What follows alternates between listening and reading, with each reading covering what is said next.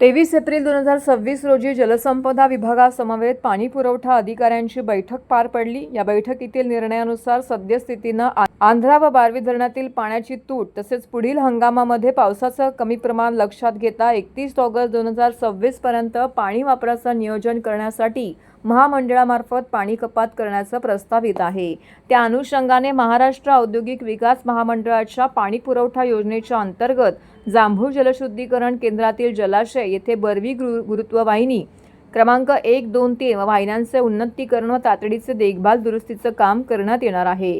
परिणामी 21 मे ते 22 मे दरम्यान 24 तास पाणी पुरवठा बंद राहणार आहे। ठाणे महानगरपालिका क्षेत्रातील मुंब्रा, दिवा, कळवा, माचीवाडा, मानपाडा व वागळे परिसरातील काही भागामध्ये महाराष्ट्र औद्योगिक विकास महामंडळामार्फत पाणी पुरवठा करण्यात येतो। सदर शटडाऊन कालावधीमध्ये ठाणे महानगरपालिकेअंतर्गत दिवा, मुंब्रा आणि कळवा प्रभाग समितीमधील सर्व भागांमध्ये व वागळे प्रभाग समितीमधील रूपादेवीपाडा, किसननगर नंबर 2, नेहरू नगर, मानपाडा प्रभाग समिती अंतर्गत असणाऱ्या गावांचा पाणी पुरवठा 24 तासांसाठी पूर्णपणे बंद राहणार आहे। पाणी पुरवठा सुरू झाल्यानंतर 1 ते 2 दिवस कमी दाबाने पाणी पुरवठा होईल याची नागरिकांनी नोंद घ्यावी असं आवाहन महानगरपालिकेच्या पाणी पुरवठा विभागामार्फत करण्यात आलेलं आहे।